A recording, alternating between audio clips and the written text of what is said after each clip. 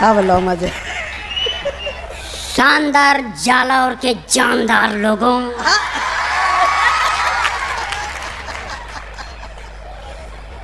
मैं अभी आपने एक खूबसूरत सीरियल देखा, अब एक बदसूरत विज्ञापन देखिए। और कह रही थी कि जिसको अपने घर का संचालन करने का मौका नहीं मिलता वो मंचों पर संचालन करते हैं। अब वह कह दिया कि हमको अब मौका दे कि देखिए। अरे यार, इनके घर का संचालन तो हम करने में सक्षम हैं।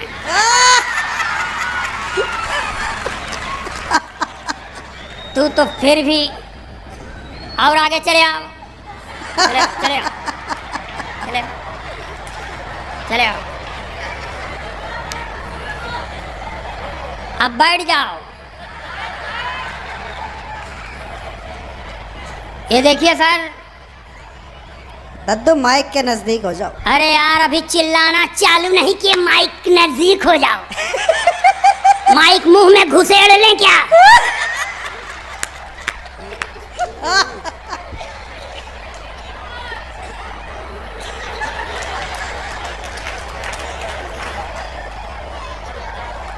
ए भाई साहब, ये चूल्हा चौका, बर्तन चूल्हा, खटाई अचार पापड़ की बातें बंद कर दीजिए।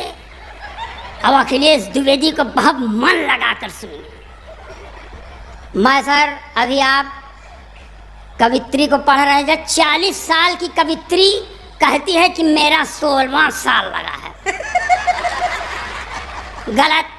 जो देखिए, ये झूठ बोल के लोग हैं। अभी भाई पढ़ रहे थे, ये संचालक कह रहा था कि इसमें कोई न भाजपा का आदमी है, न कांग्रेस का है, न सपा का है, न बसपा का है। सब अपने अपने लुगाई के आदमी हैं।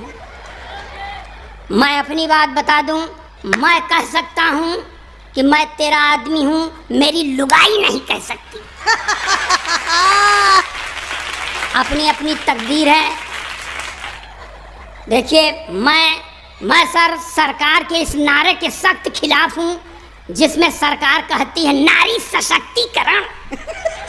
नारी सशक्तिकरण का मतलब पुरुष अशक्तिकरण। जो काम अपने खिलाफ हो क्यों माने? और बता दें सर, हमें सीटी न मारो। जब सीटी मारने वाली पढ़ रही थी तब नहीं मारे।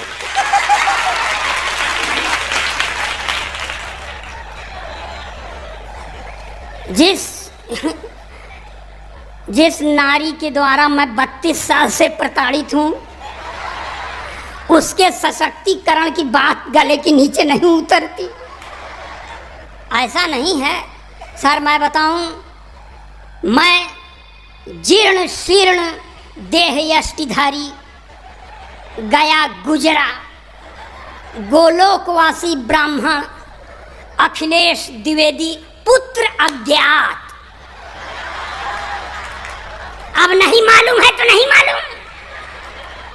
मैं हाई स्कूल में पढ़ रहा था भाई साहब, तो मेरे अध्यापक ने मुझसे कहा खड़े हो जाओ। मैं खड़ा हो गया।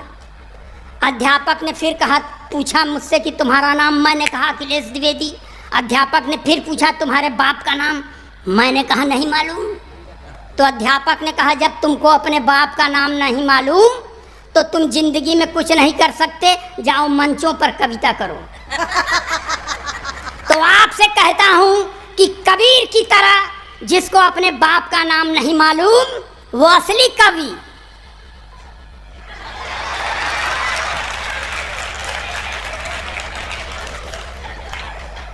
यहाँ ढेर सारी महिलाएं बैठी हैं।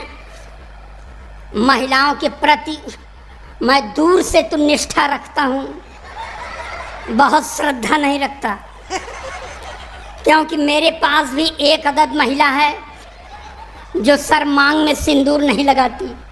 मैंने कहा देख भाग्यवान ब्राह्मण के घर की बहू है, लगाया कर। बोलती है नहीं लगाती। मैंने पूछा क्यों, तो मुझको ही समझाती है कि देखो ये सिंदूर वो चीज है जिस पर औरतें गर्व करती हैं। मैं किस पर गर्व करूं?